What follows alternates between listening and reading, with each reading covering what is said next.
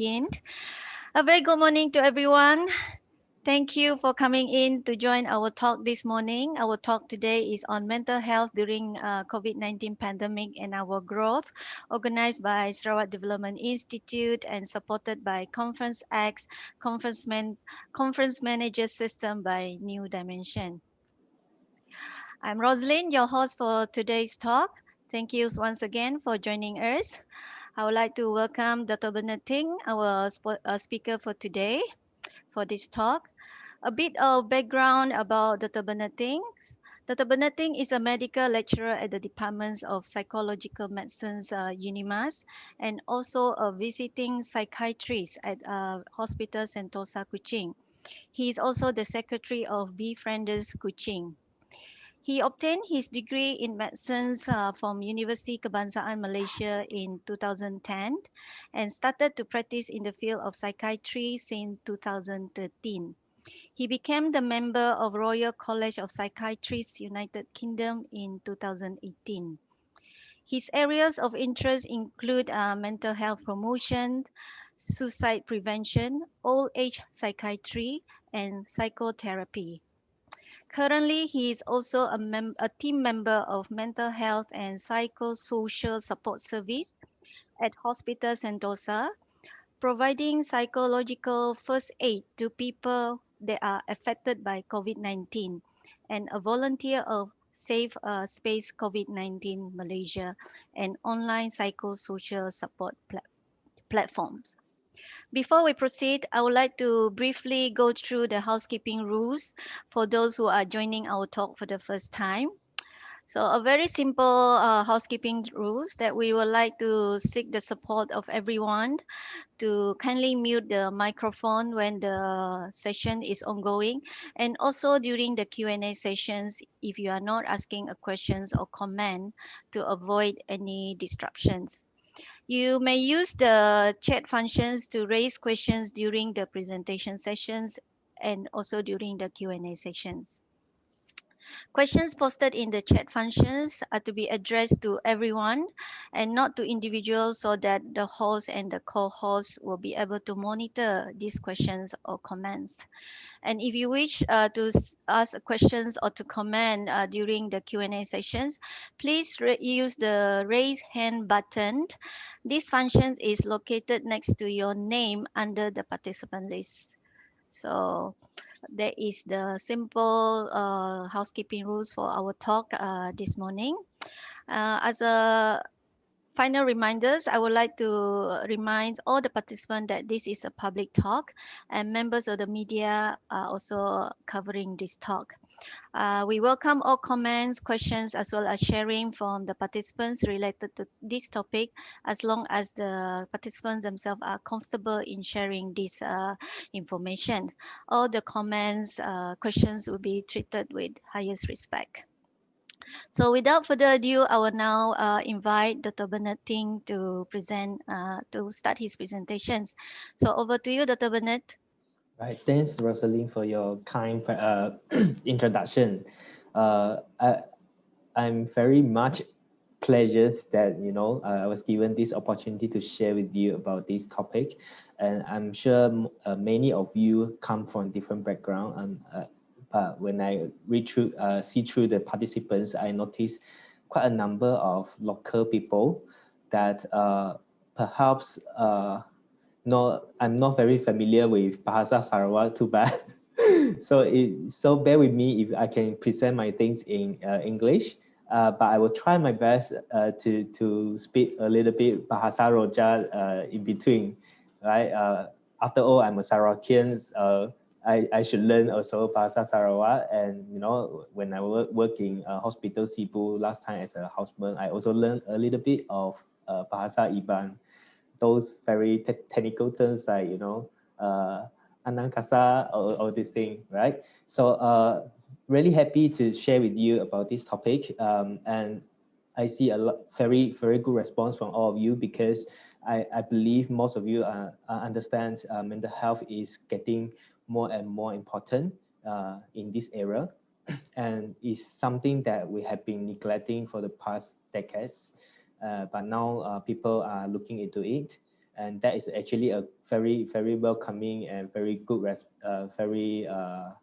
how to say, to me is something very encouraging, because in the past we think this is something like taboo, we don't want to talk about it, but now everyone is okay with it. And then I see many of you are from Majlis Perbandaran.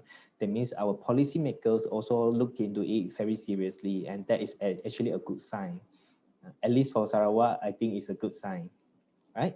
So many of you already know that COVID-19, this pandemic actually affect us very badly. I will talk about this later, and then but I also want to focus on also the growth that we actually managed to have over these past almost 1 year, right? Okay. And if you have any questions at the end of the sessions, we can share about, I mean, I will try to present this as soon as possible so that we can have more times to interact with you. And of course, maybe we cannot address all the questions at the end of sessions. So if you have more questions, you are welcome to email me later. But we hope you can also share your opinions, your struggles here as well with other people, and see how you actually cope throughout this session, right? And here I really thank Sarawak Development Institute, because conversations itself actually can change a life. In the past, we don't talk about it. So without talking about it, we don't know how to address the problems. Now, when we talk more about it, we know what are the problems is all around, and then we can share our experience, and we can share our struggles. And when you have more people come together, then you will have more solutions, right? So you are not alone, definitely. We are all survivors of this pandemic, yeah? And now let me bring you through the history of pandemic. It's something not so new, but it sounds like very new to us, right? Because for the past 1 year, we have been like on and off lockdown, and then we have to lock ourselves at home also. We can't go to shopping malls, we can't go anywhere. And if you can see here, since 17th century until now, there are so many viruses ongoing over the globe. So it's not something very new, but it seems like we had not really well prepared for this pandemic yet. So people need to learn from experience. So looking back the history, it actually helps us to learn how we can cope with it better. So a big background of this pandemic, it started in Hubei province, China in last December. And when the WHO confirmed there is a novel coronavirus causing this respiratory illness. Because of the stigma, people actually call it as Wuhan's pneumonia, which is not so nice. So in the end, they suggested to use it, to name it as COVID-19. And now we are familiar with COVID-19, right? And officially, WHO declared it as a pandemic on the 11th March. And not long after that, we actually announced our lockdown as well. So what about in Malaysia? It reached Malaysia in late January 2020, when China tourists actually came in through Johor Singapore link.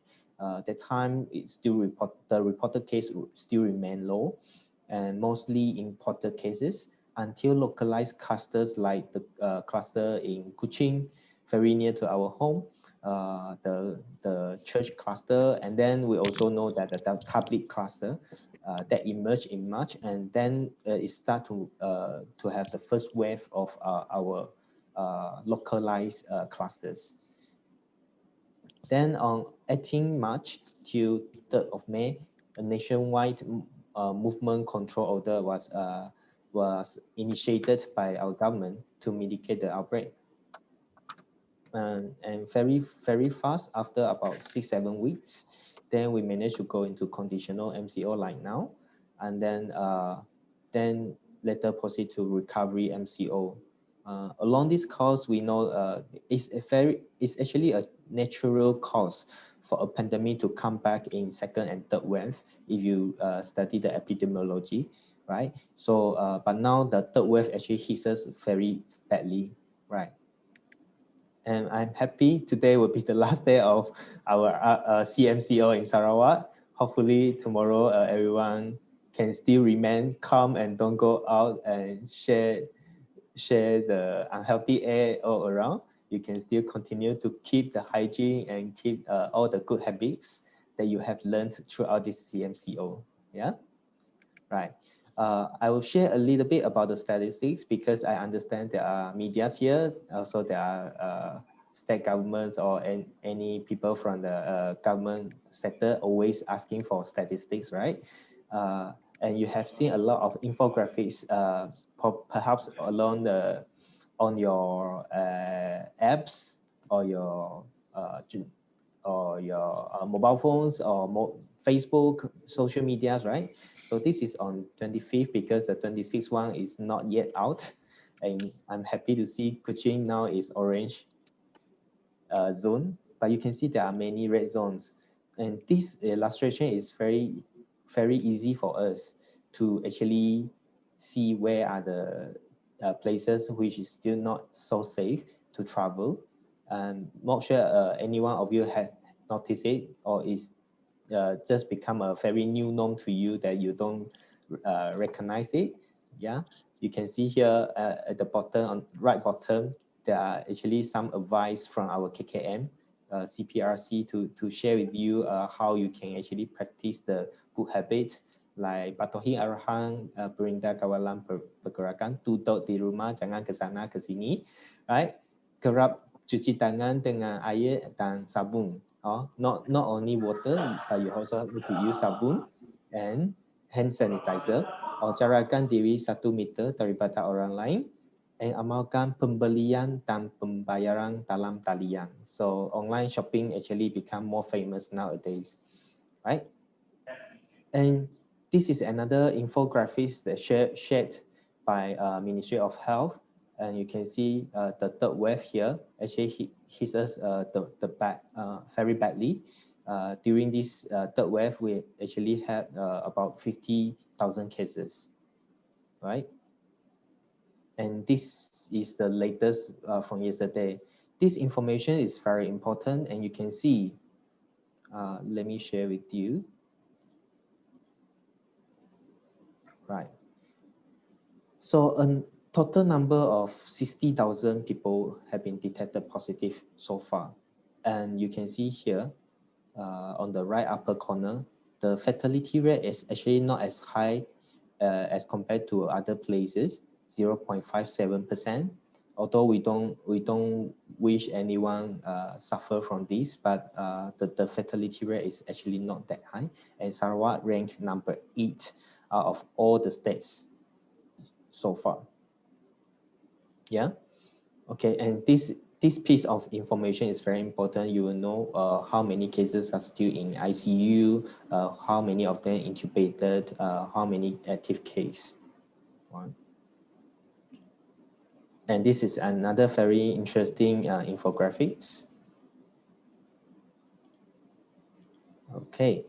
And I'm not sure any of you is aware that our Ministry of Health Malaysia is also updating these informations, and they also share a lot of things like garis panduan and infographics, and even hotlines is here and SOP. So if you are not aware of all this, maybe you can have some time to check this out because a lot of useful information will be available here rather than you praying and checking informations from people, and sometimes people may just share fake news that is not really true and then make you more anxious. Okay, now WHO also did a survey recently from August to October where COVID-19, that they found that COVID-19 actually disrupted mental health service in most countries, right? In among the 130 countries that actually surveyed, actually 93% of them had problems with access to mental health service. And also because this survey, they noticed that almost all countries spend less than 2% of their national health budget on mental health. It means that policymaker doesn't always focus on mental health when it comes to the planning. They're more focused on the physical health, and that made our mental health is not so well versed among all the people, or also because they are not very familiar with mental health service. And after this COVID-19, I believe many countries have started to pay attention to mental health, right? And further information from this survey, actually there are about 60% disruption to the mental health service to the vulnerable group, like child and adolescents, the older peoples, and the women who just got pregnant or they just delivered their babies. So these are the vulnerable groups that have problems having to access to mental health service.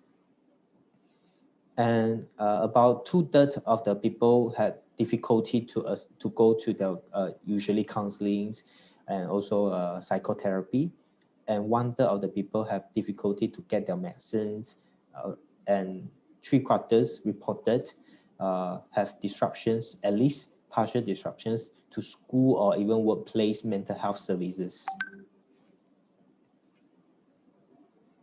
So what are the changes of the healthcare service also? Because we practice social distancing, so we advise telemedicines and teletherapy. And you can see not every country is able to do that. Only 80% of the high-income countries start to practice telemedicine, and less than 50% indeed in the low-income countries.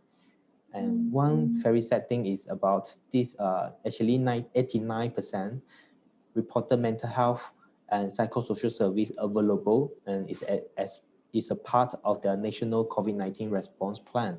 But only 17% have a full additional funding for covering these activities. So who are the people actually got affected from this pandemic? You know, we have as young as 6 months old baby, right? And then our school going children, they have problems going to school. I still know that, you know, my niece barely go to school throughout these years, probably only like 2 months of 2020. And even my university students, they have difficulty to go through their final year professional exam.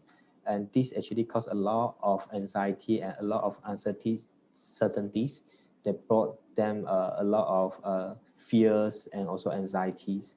And not to forget adults, the working adults, you also have problems at work because you have to work at home. I share with my friends who work in Singapore, they were expected to work from home. So in the past, they only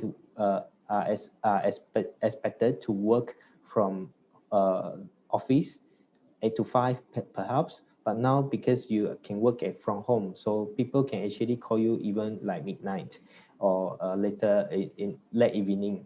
So this actually disrupt the quality of lifestyle as well. And elderly is the group that they are not good with ICT. So a lot of times they know there is some big things is happening, but nobody is actually helping them uh, because we are very busy with our own difficulties, right? So a lot of times elderly are the people that we actually tend to neglect. And recently also I had done some research with my students that, you know, in Sarawak, a lot of self-employed people encounter a lot of anxiety and depressions because of this pandemic, the financial difficulties, the crisis that they encounter, and this also affect them a lot. And not to forget the frontliner as well, the healthcare workers, right? And not only healthcare workers, also the police. Then in the past, we don't see that much of police roaming around, but now they have to go to different places to just check if anyone is breaking the rules and all that. And also airline staff, they get affected a lot throughout this pandemic. And what kind of mental health changes throughout this pandemic? So it includes biological, emotional, cognition, and behavior. So let me share with you one by one.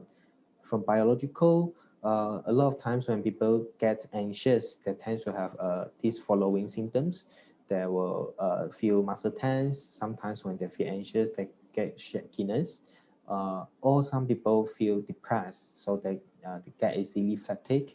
And when people are not able to tell others the psychological symptoms, a lot of time it will manifest as physical symptoms like headache, chest tightness, and very prominently, especially in adults, they may actually show sleep disturbance and also appetite disturbance. Emotionally wise, people start feel panicking. I still remember the first when we actually the nations or the government announced MCO, so everyone start panicking because they had to buy a lot of things so that they can keep the stock at home, right? So when you feel panic, everyone rush out. Also, that may be very dangerous, right? So we start to worry about our future. We start to worry about our kids, the schoolings, our work, and all. And there are also people get angry. They get angry with why our government not taking actions promptly. They are still learning. We all still learning because it's not something that we always face, right? Along the course, there are people also feel guilty because they did not really spend time enough with their family. Even like when actually, I'm sure many of you from Kuching still remember in Sentosa Hospital was a cluster, and I also feel guilty because I might actually accidentally spread the disease to my family. And luckily, after I was quarantined for about 3 weeks, nothing happened. I got swabbed 3 times. It's definitely not something very pleasure, right? And we get helpless because we don't know how to cope with these situations. And some people may also feel hopeless because of these situations. And not to forget those who actually lost their family in this battle, that do experience grief. They probably have difficulty to accept things, right? And cognition wise, when people get anxious, they have difficulty to pay attention. And when you can't pay attention, you have difficulties with memories, and people may be in denial and thinking that this thing is not going to affect me. And so all also because of the social distancing measures, that we feel so disconnected with other people from all around us, right? Even the perayaan Hari Gawai, Deepavali, Hari Raya, all not able to celebrate in a big crowd. So it just like a very uh, it's nothing special for their celebration anymore, right? And behavior wise, sometimes when we get affected with emotionally, we tend to cope with different ways. Like young children, they don't have to go to school. They may spend a lot more time on screen. They play games. And adults, we like to check out the social medias and see what is the latest news, what is the number of the people tested positive. For myself, I like eating. So sometimes, I got very bored. I do like to eat a lot more compared to usual. And there are other people, they may use alcohol to actually cope with their negative emotion. And we become more aware of the hygiene. So actually, there are some patients of mine actually came to me because of this OCD-like symptoms, obsessive compulsive, because they need to keep washing hands until there is an abrasion on the hands and so on, right? And we also notice that there is an increased prevalence of domestic violence, because when people get affected emotionally, they may actually tend to displace their anger to those whom they think that they can displace too. So a lot of domestic violence happens throughout this period as well. And there's also another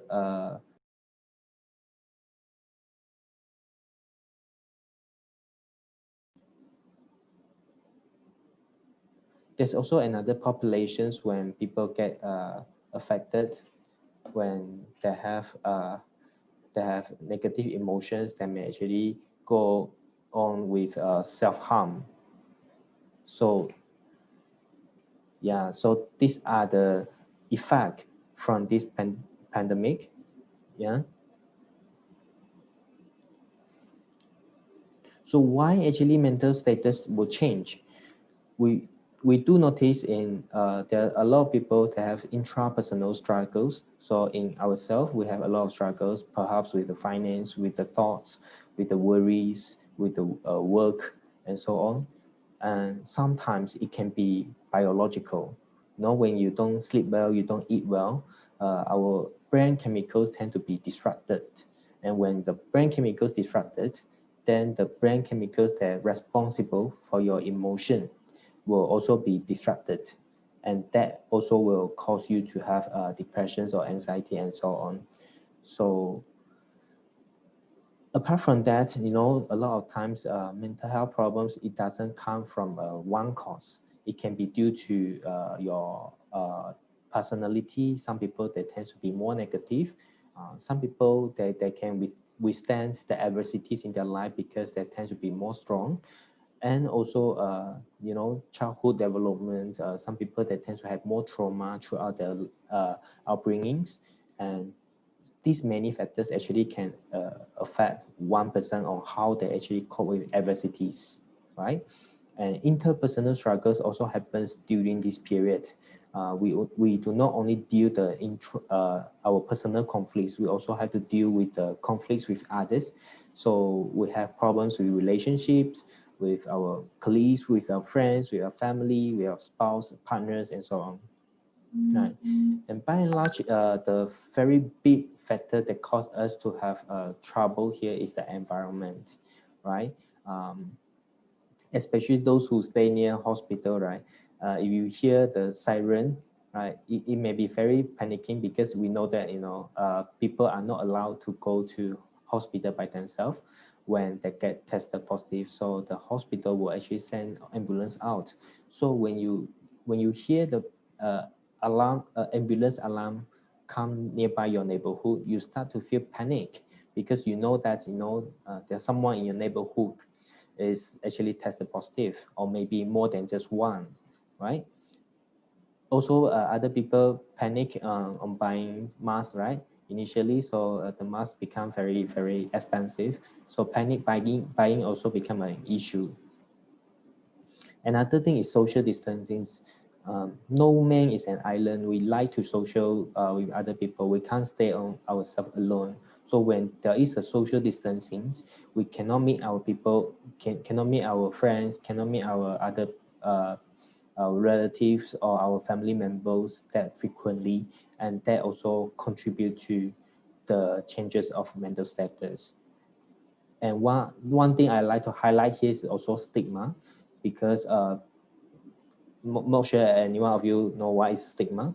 It's a strong lack of respect for the people or a group of people that probably they have something, like for example in COVID-19, when someone who got tested positive and the society doesn't really approve of. So this group of people, they are being disapproved. They're already very traumatized being tested positive, but they're also being disapproved by their community and the friends, even the colleagues may also reject them at workplace. So this can contribute a big trauma to them.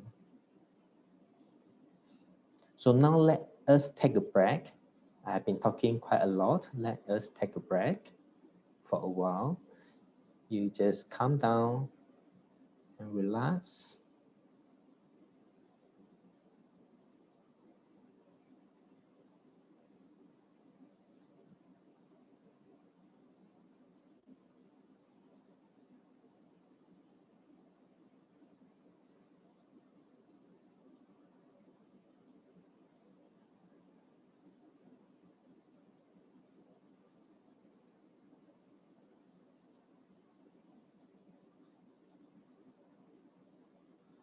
All right.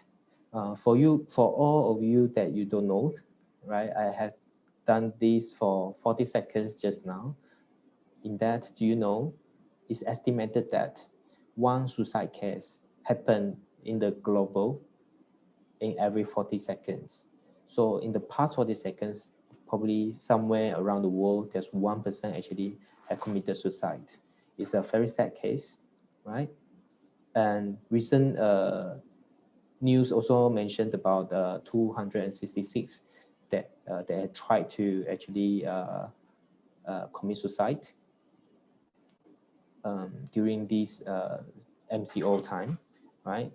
Among them, about 78% are males. So if you notice, the man at home or anyone, you have any male colleagues next to you, just talk to them and ask them, are you okay? Are you okay or not? You want to talk to me, right? Share your concerns, okay? And surprisingly and very sadly also, the news mentioned about 23% of them actually from the age group of 15 to 18. So it's a very sad case, but not to forget, they are also a vulnerable group, right? Suicide is a real thing, and it actually happens about 800,000 cases every year. And when every suicide case happens, it doesn't affect the person alone. It also affects at least 25% who are close to them. So now, how do you actually recognize the signs of suicide? What are the risks when you know that people may be going through a very difficult period? They do not, most of the time, there are signs that you can actually pick up and then you can do something about it. So I hope everyone can share, can learn also, and try to notice anyone next to you or around you that have this kind of signs and symptoms and help them promptly, right? So they may start to have problem with eating and sleeping. They may say that they tend to eat a lot or eat lesser than usual. They may have a significant weight loss. They also have problem with sleep, insomnia, cannot sleep, or they tend to sleep a lot. They lost interest in their hobbies and at workplace or even going to school. They lost interest to take care of their self-image. They don't shave. They don't clean themselves, right? And they also try to get rid of a big crowd. They want to stay alone. They want to isolate themselves. Or sometimes people may cope with these negative emotions by using substance, drugs, or alcohol, or maybe smoking a little bit more than usual. And you may notice some drastic behavior change, like persistent low mood. They start to give away their belongings. They say the S word. S means suicide, right? Or they may leave some notes on the Instagrams or social media and so on. So these are the signs that you want to recognize when somebody is actually giving you the signs that there are impending risks that they may actually go to this stage to take their life. So having said all these negative emotions that we had mentioned earlier, we also learned something from this pandemic, right? I'm sure many of you have learned something. I learned something as well. So one thing that I noticed is the resilience, because many people respond to this pandemic, this crisis differently. And some people somehow or rather they are better coping than the other people. So what is the determinant? I think resilience is the main point here. When these people they have this capacity to actually maintain competent functioning in facing all these major life stressors. And resilience doesn't come in one day. Rome is not built within one day, right? It's just like muscle. If you flex it enough, you have been exercising, it will take less and less effort for you to get over all these emotional punches each time. So I also hope those participants today, you can learn to train this muscle, the resilient muscle. And this is something very interesting that I learned recently when I give another talk. Somebody have shared this, right? right? You look through things using your rose tinted glasses. You know, someone look at the situation in a positive light or with a great optimism. By this, I don't mean that you don't see the real things.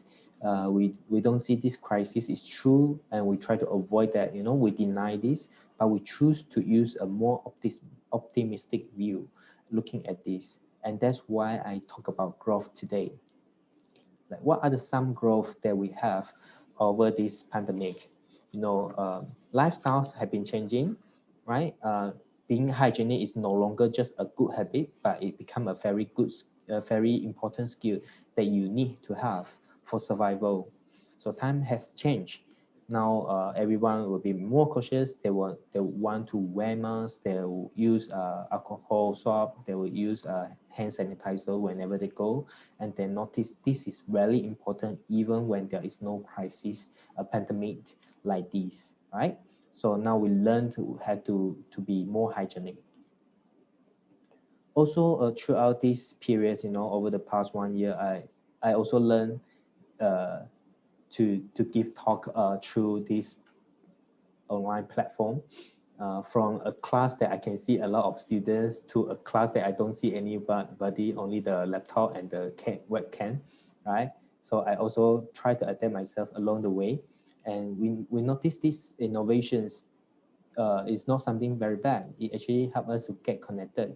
Indeed, over this past about 6 months, I attended at least 3 or 4 online courses and also international conference where I don't have to fly all the way to other places, to China, to Taiwan, to other places in order to attend all these international courses, international conference. So you get to meet around people around the world with just an apps, right? And not only that, our government, Sarawak government, always uh, very very happy with digitalizations, right? So all these apps have been developed throughout this pandemic is something that I will see is as a growth. And I also want to share with you, Sarawak mental health professionals, actually among all the psychiatrists, we have developed this group in Telegram called Sarawak Mental Health Informations. You can go through this link, and then you can look through this, and you actually can get a lot of useful information on how to cope with stress, how to cope with uh, difficult emotions inside this platform. And you can see here, right? Tips kendali stres dengan teknik A, B, C. So it may be difficult for you to find these videos all around the place, but if you just have apps like this, you can access to all the resource that you need in just one platform, right? Also, working from home is no longer a dream. I used to think that, you know, if when especially when I'm jammed in the traffic, I got trapped in the traffic jam. I was thinking like, how am I going to get rid of this, right? I have to drive like 30, 40 minutes to go to a workplace, but now I can work from home. I can share with my students on what they need online as well, and it saves time for traveling. So working from home is no longer a dream. And education-wise, I have told you that, you know, I attended many online courses online, and it become more affordable because they think that they don't have to rent a place for you to come together. So people can learn online, and then the fee for the learning also become cheaper and cheaper, and you don't have to fly all over to other place to learn something new. And at the same times, when you have these lockdown measures, people start to actually build more genuine relationship. They spend time together. They come together as one family and spend time with each other, and which usually everyone is busy on their own. They have no time to spend the time with others. So perhaps it's also something that is good for building a family relationship, right? And I also want to highlight this that CPRC had mentioned about this. Our Ministry of Health have been looking into the availability of vaccines that is all around the world. There's about 10 vaccines that is under phase 3 clinical trial, right? So what I like to bring out this because I want to share with you, there is hope. Only hope endures, right? So when we lose hope, we tend to see a lot of negative things. When we remain hopeful, then we know that someday that this thing is going to get over because of the hope. So today I want to pose a challenge to all of you, not to keep things to yourself, but share with others. But also if you can notice anyone around you that they have any negative emotions, try to leave others with the words. By just saying, are you okay? I noticed that you have not been yourself lately. So would you like to have a with me, right? You spend some time with them. You just need to listen to them and spend time with them. That will be very helpful. So what are the tips that you can do to help others? You can try to show concerns, right? If you notice something, you try to believe your gut feeling. If you notice something is not right, that is probably something is not right.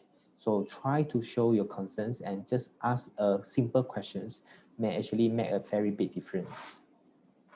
And you also allow them to have a room for emotion expressions. So when you actually ask them, are you okay? Don't talk too much. Allow them to express their feelings. Allow them to share their problems. Even if you have your own problems, maybe you want to allow them to share their problem first. Then only you can share your problems. So that means that you actually support each other. And many a time, people try to listen, but they become very judgmental along the way. So we try not to be judgmental, but just listen and try to understand to try to put ourselves in their shoes and understand how difficult emotion it can be when people have gone through a lot of difficult periods, right? And you may even want to offer that you want to accompany them and help them to receive treatments from health professionals if it's indicated is needed. This is something that I will encourage you to do. But what are the things that I would not encourage you to do? Don't say I know, because nobody is the same. So we will never know how other people feel uh, from our perspective. So try to avoid using this I know how you feel and all this, because you will never know. I will never know how my patients feel when they need to get injection, they need to take medications every day, they need to suffer through all these side effects. I only know that from textbook. So I can't tell them, I know how it is difficult for you, but I can say, I can see this really difficult for you, right? And do not keep empty promise. If someone telling you that they are intended to suicide, that they feel very empty in themselves, that they want to end their life, don't say that, no, I will keep this promise, I won't tell anyone. But also don't be secretive about the suicide intentions. Help them, offer them where to get help. Now, I will share with you what are the mental health service that is available over this area. So this is an initiative by the NGOs, like Mental Health Association Sarawak. They have developed their own website, and they also offer online counseling, online support group. They also have this website for information, especially for COVID-19. And you can see when you want to get help, there is a urgent get help. You can have one-to-one support. You can also have other befriender service and support group. So that offer quite a number of resource here. By befrienders, also there are a number of things that we have done, right? There are informations about the COVID-19, and you actually can get quite a number of mental health service directory all over the Malaysia in this website. And there are some resources as well, and also offer some activity corners, especially those who are quarantined at home or quarantined at the hospital. they may be very bored, they may be thinking a lot, right? So they need some activity to help them to go through that period. So offering this help will be helpful. And because I'm representing befrienders today, I would like to also share with you there are a number of befriender centers. Thanks to technology, you don't have to only call befriender Kuching, you can call all other centers that is available all over the Malaysia. There are 9 centers all over Malaysia. You can some centers offer calling, some center offer email service, some center actually offer WhatsApp service at different operation hours. Okay. Um, there are also other associations or other NGOs available in Sarawak, like Sarawak Women for Women Society here. There, if you notice that anyone who have domestic violence, affected by domestic violence, right, you can also give them a call that they provide some service, counseling, and also temporary shelter home. So other religious group like Grace Center, Bodhi Counseling also provide service. And if really you don't want to call anyone in Sarawak, right? You don't have to worry about that, because now most of the calling is it is free. As you call preferences actually free. So there is, if you can notice here on the Ministry of Health website, there is this hotline, right? And there are a number of other NGOs that is providing online counseling. So you can call them to express your negative feelings, or you can even share with your friends that who actually need that, right? Is here, okay? So many a times we don't know how to get professional help, and that's why many people don't step up to get help very promptly in time.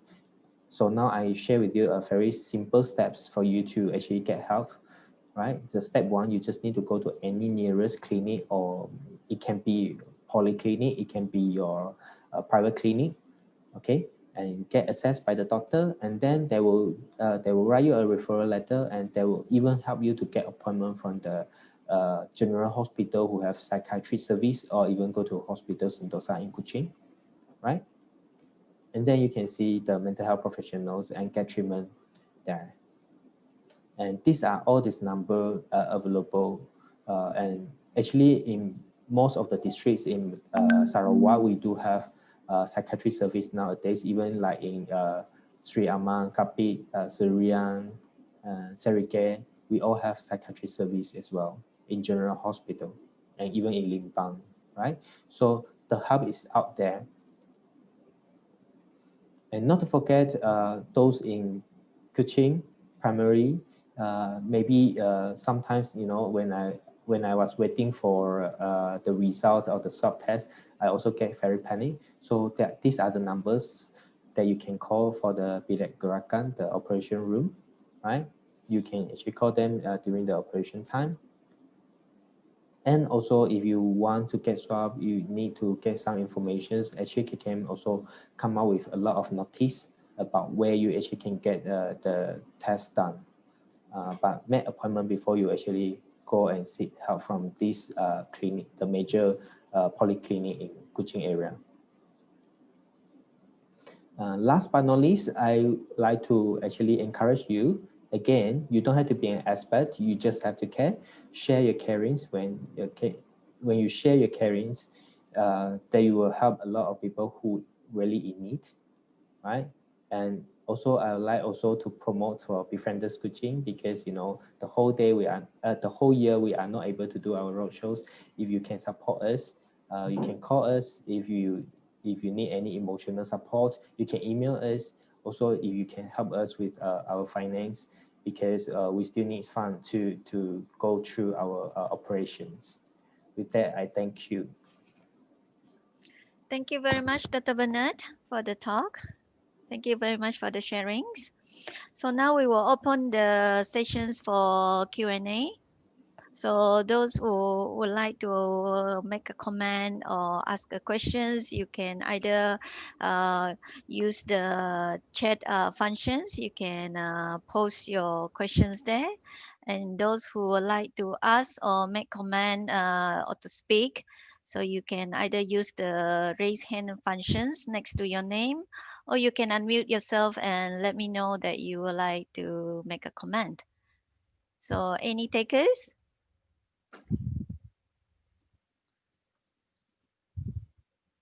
Perhaps I can start. Just now, Dr. Bernard, you talk about the resilient muscles. Huh? Yeah, So maybe can you give us some basic or simple tips on how do we train these resilient muscles? yeah.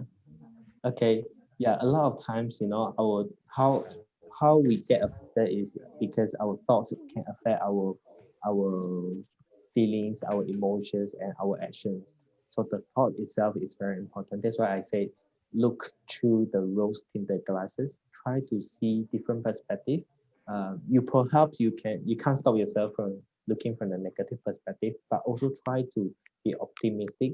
So we try to look on the bright sides. That is what we always do, right? So when you always try to look from the bright side, then you will train your resilient muscle even better than others, right? So if you don't try to train your muscles, then it will be very flat. Yeah. So I will hope that no, it's not easy. It will take time. It will take many days or many weeks or many years for us to be like one. Not even as a psychiatrist, I do have moments that I am under the weather. So when we are able to actually look through these rose-tinted glasses, so you'll be able to be more optimistic. Yeah. In fact, I've been very busy with giving talk these past few weeks. So I feel like quite overwhelmed, very burnout. But I'm looking through this is my last talk for this month, and I say to myself, tomorrow I can have a very good, or tonight I can have a very good rest. All right, thank you, Dr. Bernard. Okay, we do have questions from Alicia. Alicia would like Right. to know the cost to seek professional help from the clinics. Is there what are the The cost. costs involved? Oh, okay. It depends on where you want to get help from. If from private clinic, I'm not quite sure because I don't do any private practice. It depends on the medical centers how they charge it. But in the general hospital, it's very easy. Is if you are a government servant, actually, the cost is almost none, right? Right. But if you go to the specialist service, you only have to pay R5 to get the service, including the medications. And if you go to polyclinic, they usually ask you to pay R1, if I'm not mistaken, R1 or R2. So it's very minimal cost.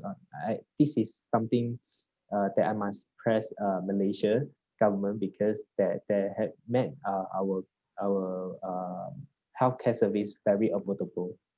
Yeah. Mm. All right. And nowadays, actually, Mm. you don't get to wait for too long to get to see professionals. So don't worry about I need to go through government service and then I had to wait for long. Actually, it's not really true nowadays. All right. Thank you, Dr. Bernard. We do have a few more questions.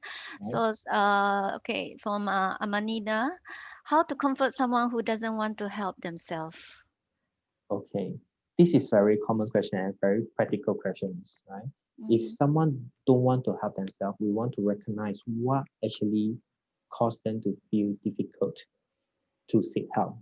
So again, the active listening is very important. When you listen, you know sometimes people that have struggles to get help because they don't want to see psychiatrists because it's a stigma. So they feel like if I go to see psychiatrist, it's like I'm seeing a Dr. Gila, right? So I will not address myself as Dr. Gila, but they may actually see me as a Dr. Gila. So this may be one of the barriers that they need to have to go through before they can seek professional help. Also because they don't know where to get help. So now at least hear about 200 people that you know where to get help already. So I believe when you know where to get help, it becomes very easy for them to actually seek help. right? So even if you don't know where to seek help, at least you know where to actually get help first. Then we can recommend you how you can get through, get the treatment, proper treatment and proper follow up here. Yeah. Mm. So the first thing is to listen, to understand what is the struggles. All right, thank you. So the next question is something that is very common to all the workers. Is how to overcome stress in the workplace due to the overload, work overload. This one I really have difficulty to answer you in just one few minutes. Many another workshop after this, right? But of Maybe course, a simple tips, some simple tips. simple tips is, uh, in our culture we try not to, how to say, we try not to confront with our boss most of the time. But I'm not asking you to try confront with the boss, but you can actually talk to them. You know, I have this difficulty to finish all my work because of this, and I would like to have a lot more time, right? No, if you don't discuss with them, they assume that you are able to cope with that. So if you don't talk, you don't express your needs, people assume you can do that. So if you have that need, you should talk to them. All right, there you go. All right, next question is that which is better when someone needs help, need advice or psychiatric help, befriender or tell them to go to the psychiatric clinic to get help. So which one come first, or which one is to the first step? Actually, I would say you are the one who will be the most important person. When people actually talk to you that they need help, right? You should actually provide the help first. So you are the most important person. That is the reason that I want to share with you today, because when you actually can be a befriender to them, all these other external service may not be necessary, Mm. right? Most of the time, people they don't go to suicide extent immediately. They just need someone to listen to them, someone that can share the burdens. So if you can do that, then our load will be much reduced. I must thank you for that, right? But if let's say you already noticed that something have been very alarming, like what I have mentioned, risk of suicide, all these signs that you recognize, that of course you want to ask them, what is your preference? Do you want to call befrienders? You can give them as many resources as they feel comfortable with, and you can even help them to go through to get appointment. You bring them to clinic. You know, asking me to asking my patient to go to psychiatric clinic is difficult, but if someone actually accompany you to go to that clinic, that it actually ease the burden. All right, Yeah. thank you. Okay, next one is what is the first thing you should say or should do when someone call you and say, I'm going to end my life? Oh, this is like a exam question. Yeah. Okay. What do you think? There is no first no model answer I will give you. I would say, I mean, if my personally, I would actually say, I hear that you, so I will reflect. I hear that you feel very distressed now, and then you try to call me because you are distressed, you are in distress. Would you like to talk more about it? Can you share with me what actually bothering you now? So again, you just need to spend time for them. You allow them to have room for expression. Know why we have befriender service? When befriender service come from other country, apparently, it started in UK. They noticed that when people are able to express their struggles, actually after they manage to express the struggles, the suicide intentions will be lesser. So they find the support there. So when they call you, that means they really trust you. So you must be the very good befrienders. Of course, you'll be overwhelmed with that. That's why listening to this talk also trying to equip you with that knowledge and help yourself and help others. All right. Next is there's a sharing from Lenny that someone jumped from at Wisma Sebekas recently, and a lot of them, mostly government servant, witnessed the occasion, the incident, so they are emotionally affected. So how to get rid of these feelings? Well, funny feelings. well, I think you try to make it less intense, but I can really sense the intense emotions, when you see someone, you witness someone jump off from the high buildings. It's not something very, very light. It can be very traumatic for those who actually witness that as well. Um, it's very difficult to say, but I would say if let's say you have these difficulties and you notice a few people in your group actually have these problems, perhaps you want to come together and share among yourself how is your feelings. Maybe you have to process through these feelings. And let's say at the end of the sessions, everyone can support each other, then you probably don't need a professional help. But in the end of the day, if you think that after sharing in the group, and many people still get affected, that they still need some professional help, I I think you can actually get help from the psychiatry service. At least talk to Jabatan Kesehatan Negeri to allow them to send any psychiatrist or any psychologist or even counselor to come to your group and process that traumatic experience. And we always think that trauma is something that can get through over time, but it actually doesn't get through if you don't process it. It will just change the manifestations. Maybe initially you feel very intense, you feel shakiness, you feel chest tightness, but along the way you may project this difficulty in yourself, become body sensations. You feel body pains. You feel very uh, easily fatigued. You don't feel like working at all. So again, because you don't process that trauma enough, so I will encourage you to talk among your group first. And if they can share the feelings and you feel better after that, then perhaps you don't need further professional support. But if you do need one, like I said, always ask for one. All right. Thank you.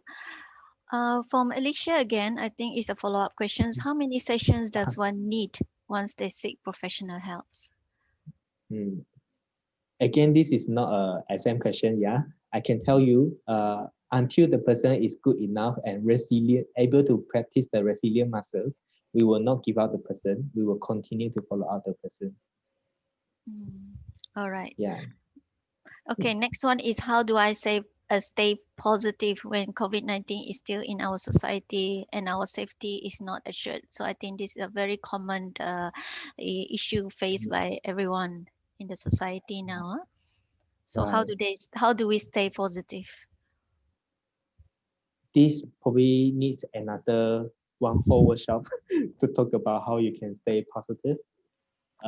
And because the issue is real. Not only you, even me, we are all survivors from this pandemic. We are all victims from this pandemic as well. We are still worrying about this pandemic as well. So as long as we're actually practicing the measures that have been mentioned by our Ministry of Health, many a time you are quite safe, unless you don't want to practice and you still want to keep yourself safe, that is quite impossible, right? So we have to practice the safety measures like wearing a mask when you go out, or you try not to go out as much as possible, and try to not eat out also in a very crowded place, right? Always maintain 1 meter distance from others, okay, and then use sanitizer, or at least you wash your hands with soap and also water, not only water, soap with water, and all this. So if you practice all this, if you still get it, I really think that it's really very malangnya lah. It's very unfortunate, but in our statistics, most people who actually practice that, they don't really get it. So you know that if you practice safety measures, usually you are quite safe. All right, thank you. Okay, next one is from Mr. Eddie. Good Mm, morning, Dr. Burnett. During this pandemic period, what is your advice on keeping up with the hospital appointment? This is for people who have appointments at the hospital. Do they okay. keep it? What is your advice on that? I'm not sure which hospital you are from, and as far as I know, most hospitals come out with their crisis measures. Like in Sentosa, they actually allow people to contact them earlier and then get their pack medications early. So if you have any doubts, you should call the relative hospitals and ask them if they actually come up with any measures for you to get medications, right? And they do actually have measures like tele consultations. So some of our patients, we think that they're probably looking through the notes. They are quite stable in the past, maybe 1 or 2 years. So we will just call them and ask how are they coping so far. And then if there is no alarming issues, we will issue the medications prescriptions. We will prepare the prescription, so they just need to drive through. So it will actually reduce the contact and also reduce the risk to get infected. That's for hospitals Sentosa at least. But I believe all other hospitals have their measures as well. So if you have doubts, just call them and clarify on that. All right, thank you on that. Okay, next one is that as society, what should we act to help those who feel stressed during this pandemic? Because prior to the pandemic, we usually can get events like marathon, jokathon, etc. But during this pandemic, what events or activity can we organize to help those people? You can organize talk like this. Yeah, you can have a lot of support group. As I said, when people are able to express their difficulties, a lot of times the negative feelings will be much reduced. And we usually keep to ourselves, keep things to ourselves, and then thinking that we are all alone in this world, right? But actually, you are not alone, and many people actually suffer from the same feelings like you. So when they come to the same group, they can share with each other, right? That is actually very helpful. You don't have to wait for a mental health professional to to have this support group among yourself. You can also organize one and help your friends. You just gather 3 or 4 of them and come together using Zoom also, maybe 40 minutes because it's free for 40 minutes, right? Yeah, at least if they can share about it, they will be it will be very helpful. So Right. I will also challenge you to start this, and then you will actually reduce a lot of my burdens as well at hospital. All right, thank you. Now, the next one is how to overcome the feeling of helplessness and fear of uncertainty over the situations which we cannot control during the pandemic.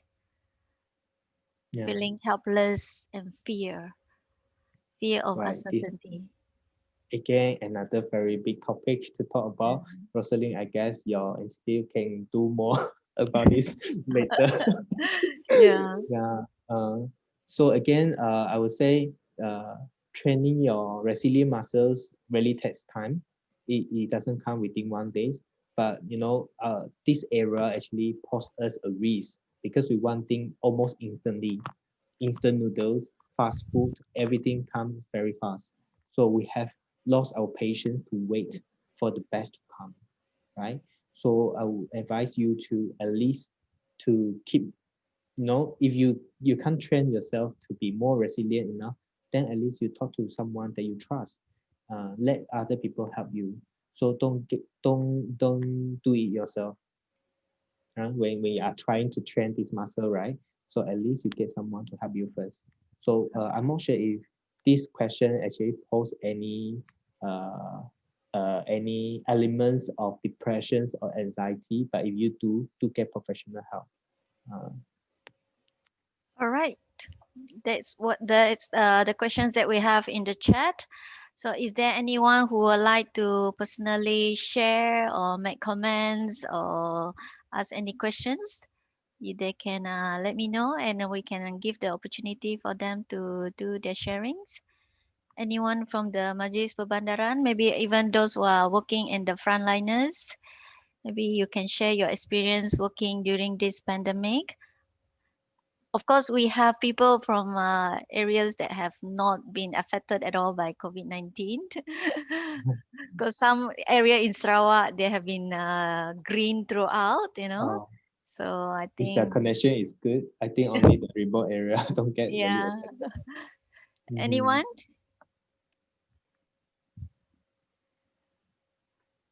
I don't see a raised hand. We still have. Yes, Roslyn, Oh, I would like to yes. speak. Oh, okay. Dr. Dorothy. Yes, all right. Hey. Yeah, maybe you can turn Yes, on your video. all right. But is the sound system good? All right. Yes, yes, it's good. We can hear you clearly. Are you still Thank you. driving? No, No, no, no, no. I'm Make at sure you home are in my safe. garden. Okay, Right. Dr. All right. Dorothy. Yes.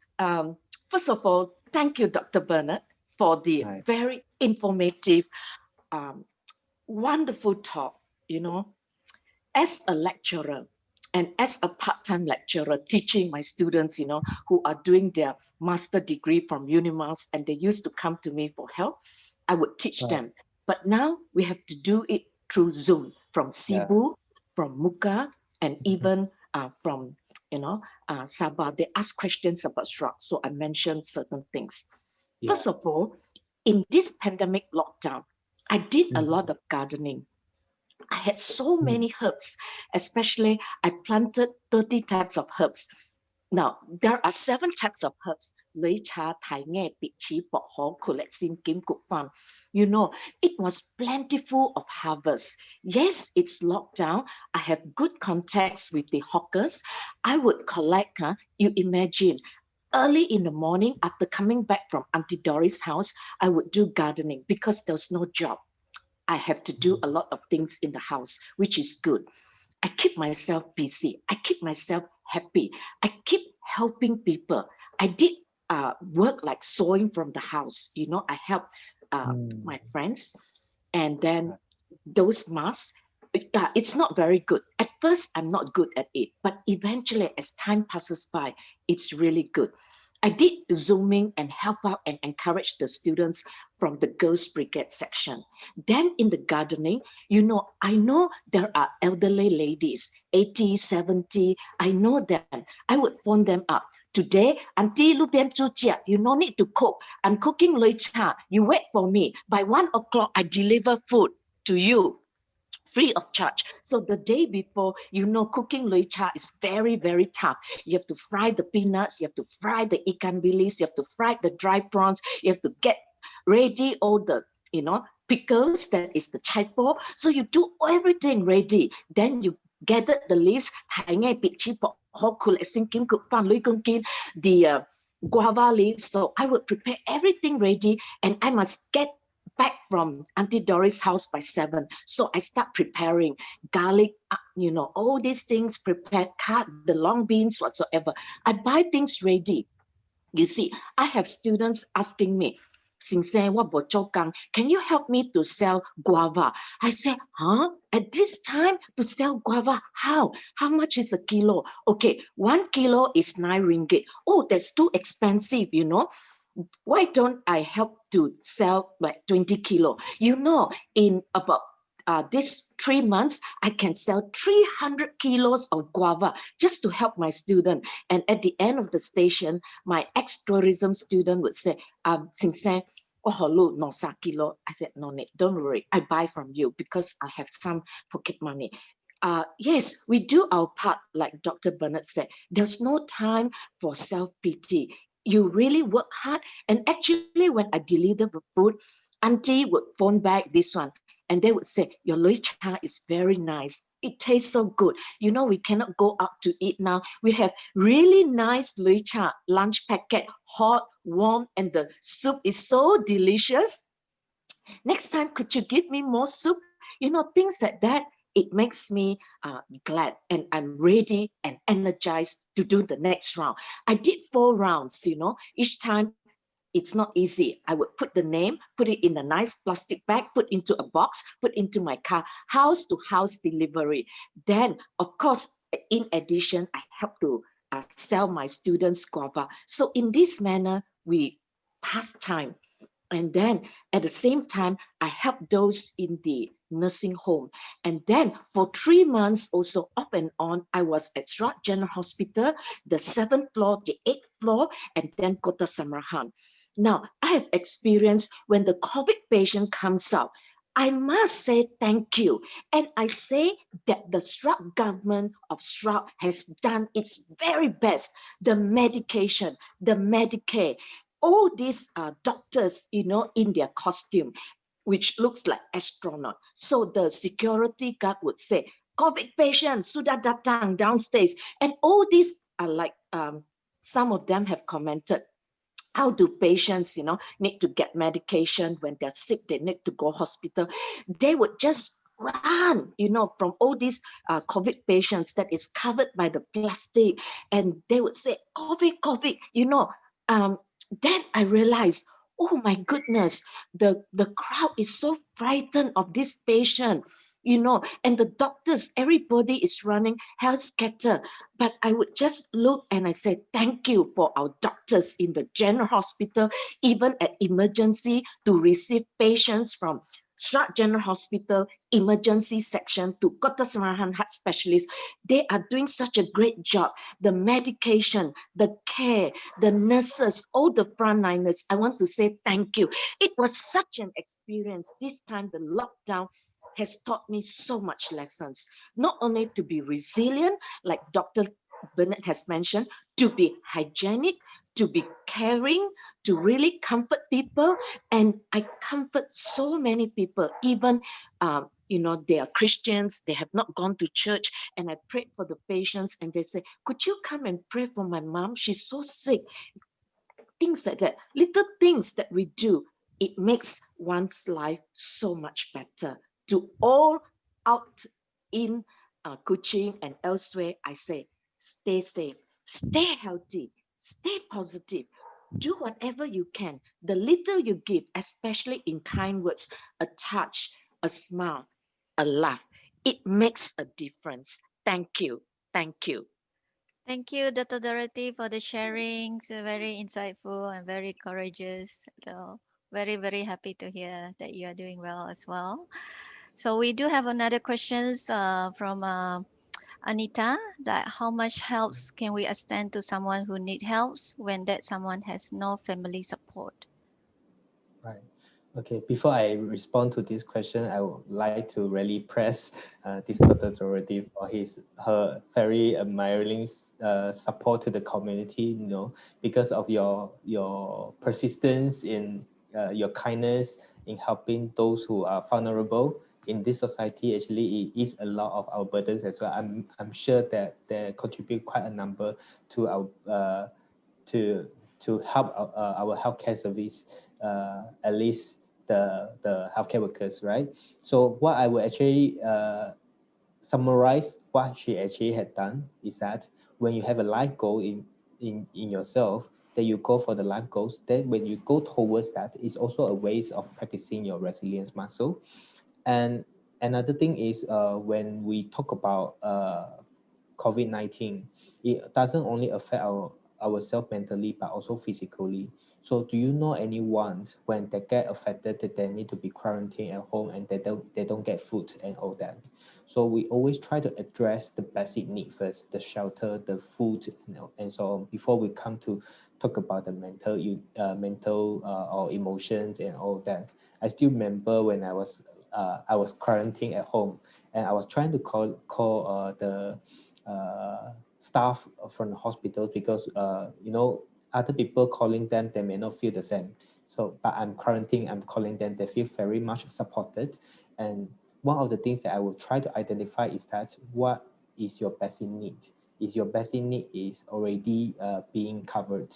So there also I found out that I can link to this question, right? I found out that our JKM also provide a lot of support in giving food, in giving uh, services, not only the food, but also they can come to your house, they send some necessities to the people who have poor support at home.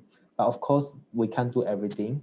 Yeah, we try our best to do as much as we could, but we also need to be aware of what are the social service and all the resources that is available in this society. So if you have doubt, always try to get get support from welfare department, because I can reassure you our Sarawak welfare department had done a very good job. And you know, by the day when I called this staff who actually work here from who has actually worked in Kuching for like few years, and all his friends are all get quarantined in different place, so he has no way to get his food.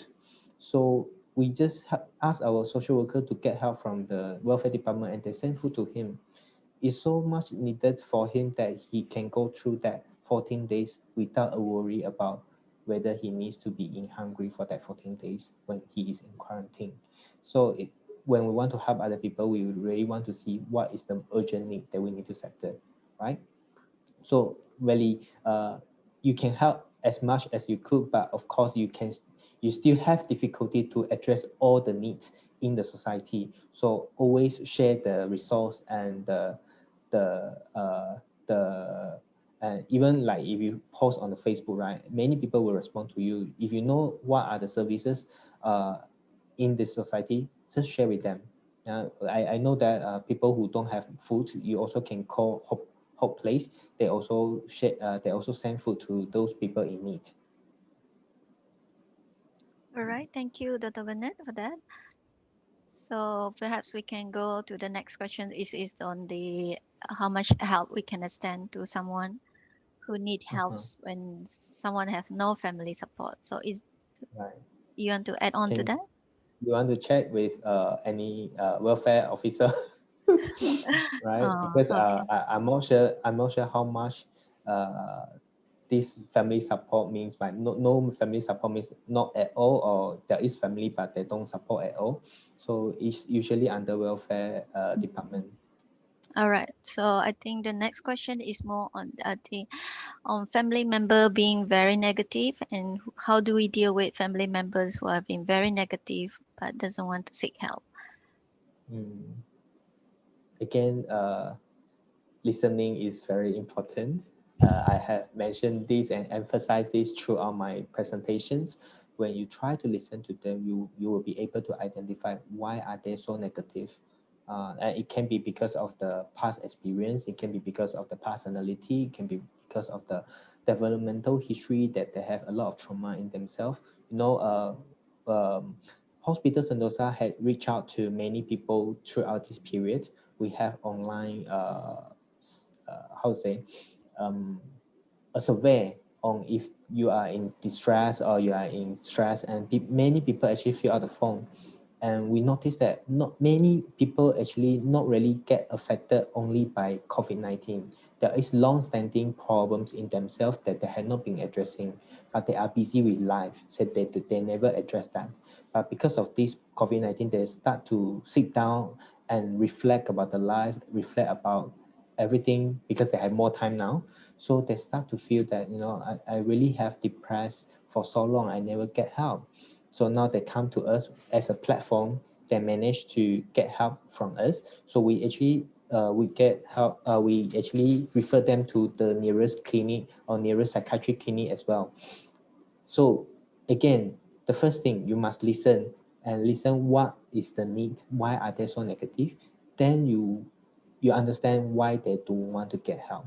A lot of time there are a lot of barriers. Like I said, that it could be because they have worries that, you know, seeing a psychiatrist may be very stigmatized. Then you might want to consider a private practice psychiatrist or counselors or NGOs that I mentioned earlier. um, if they think that, you know, I don't know where to get help, then now you know where to get help, so you can help them to get the help promptly. All right. Thank you. Any more questions or anybody who want to do sharing as well?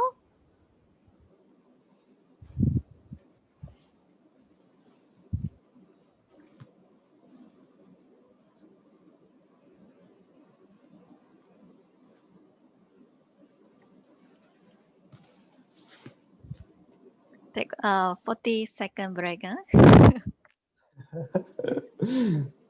Yeah.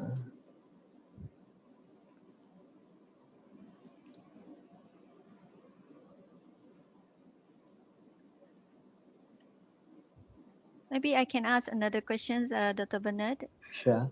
Based on your experience working with the COVID-19 patients, uh, what is the scenario like in terms of their mental health for Sarawak? Like the Mm. severity, the range of issue faced by them? Perhaps you can Okay. share with us a bit on that. If it, I I mean, did not uh, I did yeah. not actually deal with patients with COVID-19 directly. Mm, Uh, there are a few patients came to us after they tested positive, and then they are out of quarantine. They were tested. They are certified as safe patient to go for to seek help, to seek mental health from mm, Sentosa that when I'm working there, right? But perhaps not many people knows that our state government had been trying to gather the mental health professional support to support all these people who are tested positive. Like mm, for SGH, they actually call all these people who tested positive, and those PUI actually in different centers actually called by state counselor and also by Hospital Sentosa mental health professionals, right? So when these people actually come to us, a lot of time they have a lot of strugglings of stigma, you know, because it's very obvious that when you don't go back to work or you don't go back to the place that you should be, or when you go back to your neighborhood, people will try to actually reject you because they worry that they may get affected. Although we have been educating everyone that no, they are safe already after 14 days.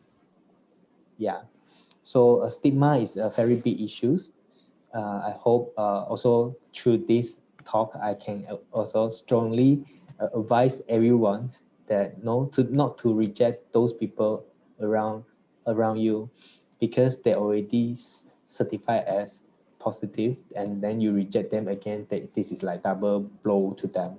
Yeah, but of course we already know once they are able to be discharged from hospital, that means they are safe to be in the community. So all we can do is to accept them. Yeah. thank you. Thank you for that. Is there any more questions from the participants?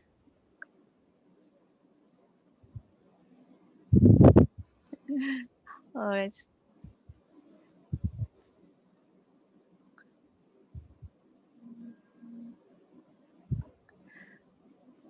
All right. Maybe I'll ask the last questions. Okay. Okay. Sure, sure. Yeah, this is on suicide. You highlight on the symptoms just now, but I Right. think many times, often we see a lot of suicide that happens among, I mean, celebrities or well-known people. Mm-hmm. It's usually very like you think it's a non-visible symptoms.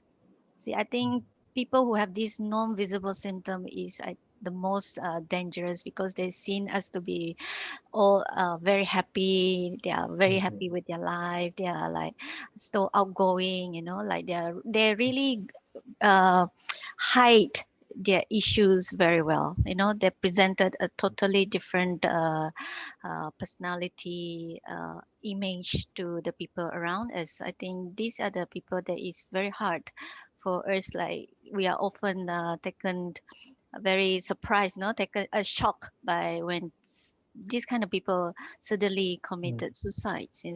So, Mm-hmm. what would be? Is there any? How do we try to look for this kind of cracks, like symptoms, especially among this kind of people who doesn't display very visible symptoms? Okay. So I think I need to address this also very hard very heavily. A lot of time we are misleaded by the Mm, informations given by the social media, and there's no one single cause for a person to take their own life. Usually that is due to multiple factors, but one very prominent triggering factors they will highlight on when they report in the social media. So definitely, it's not difficult for you to identify someone who already have the signs that they are having depressions. They probably have low moods for a long time, right? So all these celebrities, right? I believe their friends and their family will also notice that they already have some symptoms or signs there along the way. That if you look at them, if they do a postmortem for past few months, right? Many people will say, "Oh, I already noticed that he start to say something negative or something like that," but it's not projected in social media a lot of times. Like I say, it doesn't come immediately unless the person is very impulsive, but usually it doesn't come immediately. So you will be able to identify some signs or symptoms along the way when a person not getting is not on a good mood. So what we always do is we tend to neglect that out because we don't know how to address that. So we try not to ask, how are you? Are you okay? We feel very fearful to actually address that. But I can tell you, you don't have to do anything. You just provide a room for them to express their difficulties. So when they feel safe with you, they will tell you everything they have. So from there, you can identify what are the needs that they have, and you can actually encourage them to seek help early as well. Mm. Mm. All So right. Yeah. don't be misled by the by the social media. Yeah. All right. All right. Thank not taken. All right. Okay. Maybe we can do another round.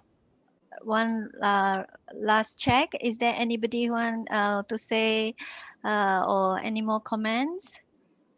If there's no more comments in it, then please join me to thank Dr. Bernard. Thank you very much for the informative sharings and the insight to what we can do. So I hope that all the sessions have been very useful for all of us in how in to manage and how to cope with our mental to stay positive to cope with our negative feelings during this pandemic. So once again, I would like to thank a few people like Dr. Bernard, for example, and then also to New Dimensions for providing the technical support. Last but not least, I would like to invite now everyone to turn on their camera so that we can take a group photos. So everybody, may I invite you to turn on your camera and be in front of the camera so that we can take a good photo.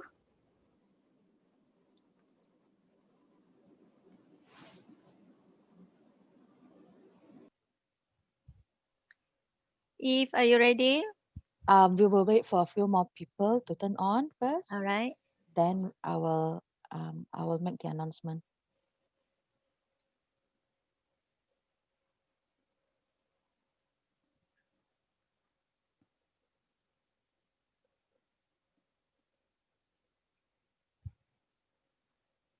Hold on.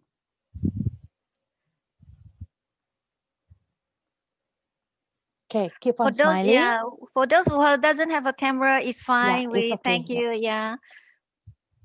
Okay, keep on smiling. I'm starting to take the snapshots now.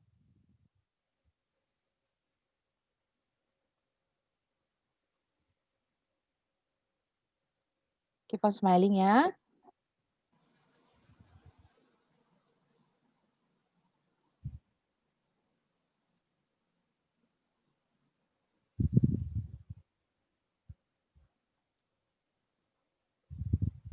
Hold on.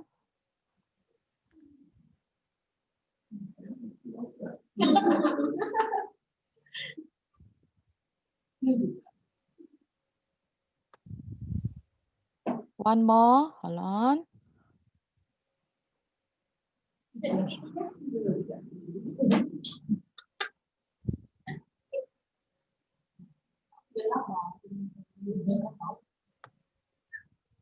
And done.